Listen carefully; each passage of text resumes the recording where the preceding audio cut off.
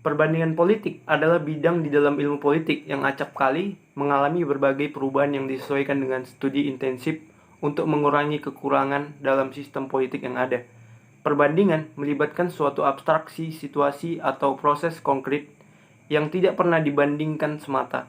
Setiap fenomena diharapkan merupakan peristiwa yang unik. Setiap manifestasi adalah unik. Setiap individu dan perilakunya adalah unik.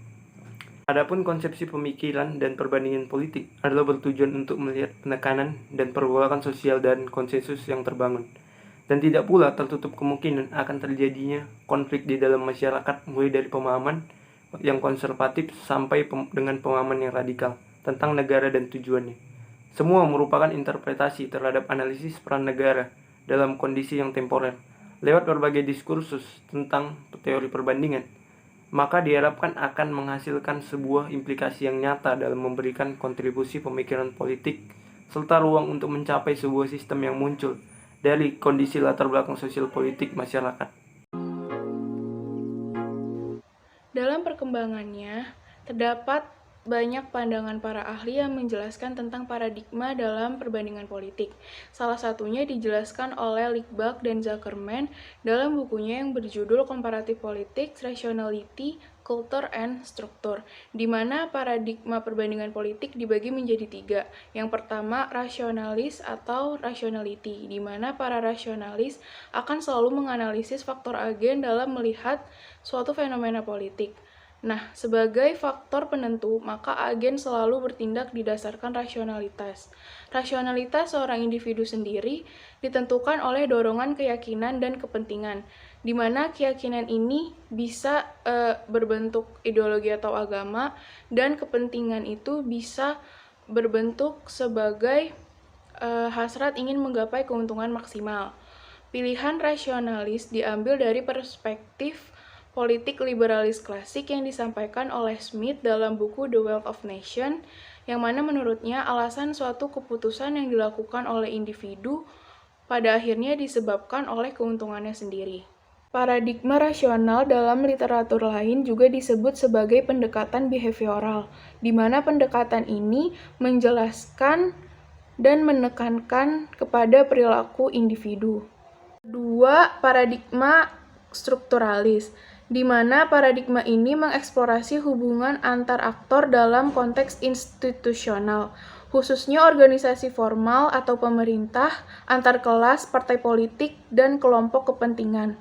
Para strukturalis menggunakan deskripsi yang proporsional dalam memahami dan menggeneralisasi persoalan yang ditelaahnya. Kemudian, akan menjadikan kondisi eksternal individu sebagai fokus analisisnya. Tindakan individu adalah hasil dari bentuk struktur yang diharapkan.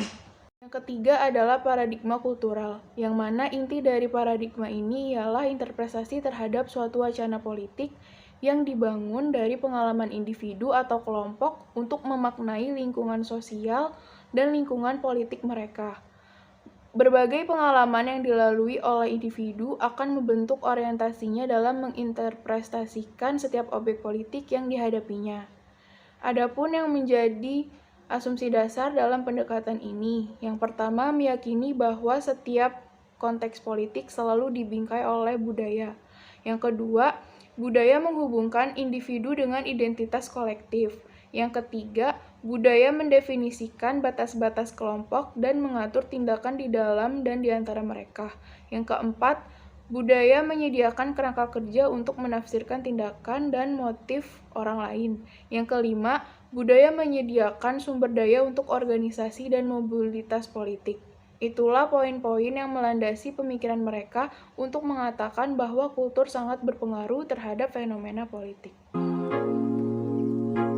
Baiklah, saya akan melanjutkan presentasi berikutnya, yaitu pendekatan utama dalam teori perbandingan politik. Pendekatan utama dalam teori perbandingan politik terdiri dari 3 pendekatan, yaitu pendekatan tradisional, pendekatan behavioral, dan pendekatan post-behavioral.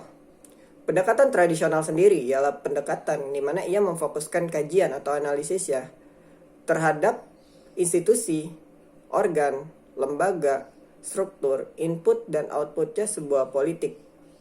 Seperti ketika kita ingin mempelajari sebuah sistem politik dalam suatu wilayah ataupun negara, maka kita harus melihat bagaimana institusi, organ, struktur, lembaga, ataupun input dan outputnya sebuah politik. Pendekatan ini juga dapat disebut sebagai pendekatan institusional, legalistik, dan normatif. Berikutnya pendekatan behavioral. Sebaliknya, pada pendekatan ini, ia lebih memfokuskan ke bagaimana sikap, tindakan, orientasi, perilaku, kebutuhan, dan kepentingannya dari sang manusia, orang, aktor, elit politik, ataupun pejabat. Seperti ketika kita ingin mempelajari sebuah sistem dalam suatu wilayah ataupun negara, maka kita harus melihat bagaimana sikap, tindakan, maupun perilaku dari manusia, orang, aktor, elit politik, ataupun pejabat terkait dalam suatu wilayah atau negara tersebut. Atau dapat disimpulkan bahwa pendekatan ini memfokuskan dirinya terhadap manusianya. Next, post-behavioral. Post-behavioral sendiri ialah gabungan dari kedua pendekatan sebelumnya, di mana ia tidak hanya memfokuskan dirinya kepada satu kajian saja, melainkan ia juga memfokuskan dirinya kepada dua pendekatan sebelumnya, di mana ketika kita ingin mempelajari suatu sistem politik dari suatu negara atau wilayah, maka kita tidak hanya harus melihat bagaimana institusi, organ, sistem maupun lembaganya. Kita juga harus melihat bagaimana sikap, perilaku, orientasi, tindakan, kebutuhan, dan kepentingan dari sang aktor, manusia, orang, elit politik, maupun pejabat. Atau dapat dikatakan bahwa post-behavioral ini sendiri ialah merupakan jembatan penghubung bagi dua pendekatan sebelumnya. Pendekatan ini juga berpendapat bahwa seorang aktor politik dapat mempengaruhi sebuah struktur politik. Begitu juga sebaliknya, struktur politik juga dapat mempengaruhi aktor politiknya juga. Ketergantungan atau dependensi adalah suatu kondisi historis yang membentuk suatu struktur ekonomi dunia tertentu sedemikian rupa sehingga menguntungkan beberapa negara namun merugikan negara lain dan membatasi kemungkinan perkembangan ekonomi subordinat. Situasi di mana ekonomi kelompok tertentu negara-negara dikondisikan oleh perkembangan dan perluasan ekonomi lain yang menjadi sasarannya sendiri. Teori ketergantungan atau dependensi adalah gagasan bahwa sumber daya mengalir dari pinggiran negara-negara miskin dan terbelakang ke inti negara-negara kaya, memperkaya negara-negara kaya tadi dengan mengorbankan negara-negara yang sebelumnya. Negara-negara miskin kemudian mengekspor komoditas primer ke negara-negara kaya yang kemudian membuat produk dari komoditas tersebut dan menjualnya kembali ke negara-negara miskin. Ketergantungan atau dependensi ini dapat diartikan sebagai penjelasan tentang perkembangan ekonomi suatu negara dari segi pengaruh eksternal, politik, ekonomi, dan budaya terhadap kebijakan pembangunan nasional. Pendekatan rational choice atau pilihan rasional. Premis teori pilihan rasional ini adalah bahwa perilaku agregat dalam masyarakat mencerminkan jumlah pilihan yang dibuat oleh individu. Setiap individu pada gilirannya membuat pilihan mereka berdasarkan preferensi mereka sendiri dan kendala atau rangkaian pilihan yang mereka hadapi. Teori pilihan rasional ini berpendapat bahwa perilaku politik yang paling baik dijelaskan melalui penerapan asumsi yang dianggap netral, yang menempatkan manusia sebagai makhluk yang paling mementingkan diri sendiri, memiliki tujuan, dan memaksimalkan. Pendekatan pilihan rasional ini juga meyakini bahwa individu memiliki tujuan dan membuat pilihan yang dimaksudkan hanya untuk mencapai tujuan mereka.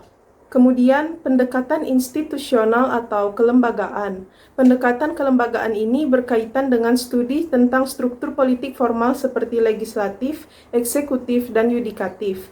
Ini berfokus kepada aturan sistem politik, kekuasaan bagi lembaga, dan badan legislatif, serta bagaimana konstitusi bekerja. Maka Nah, kesimpulan yang dapat diambil yaitu dimulai dari teori perbandingan politik yang bertujuan untuk melihat penekanan pada pergolakan sosial dan konsensus yang terbangun, dan tidak pula tertutup kemungkinan akan adanya konflik di dalam masyarakat. Lalu, paradigma perbandingan politik dibagi menjadi 3, yaitu rasional, strukturalis, dan kultural. Pendekatan utama perbandingan politik yaitu tradisionalis, analisisnya kepada institusi-institusi politik. Lalu behavioralis yang memfokuskan sikap dan tindakan dari manusia, orang, aktor, elit politik, atau pejabat. Lalu post-behavioral yang merupakan gabungan dari pendekatan tradisionalis dan behavioral. Lalu ada juga pendekatan alternatif perbandingan politik yang dibagi menjadi 3, yaitu yang pertama dependensi atau ketergantungan suatu negara dari segi pengaruh eksternal. Lalu pilihan rasional yang meyakini individu memiliki tujuan dan membuat pilihan yang dimaksudkan hanya untuk mencapai tujuan mereka. Lalu yang terakhir, institusional atau kelembagaan yang berkaitan dengan studi tentang struktur politik formal seperti legislatif, eksekutif, dan yudikatif.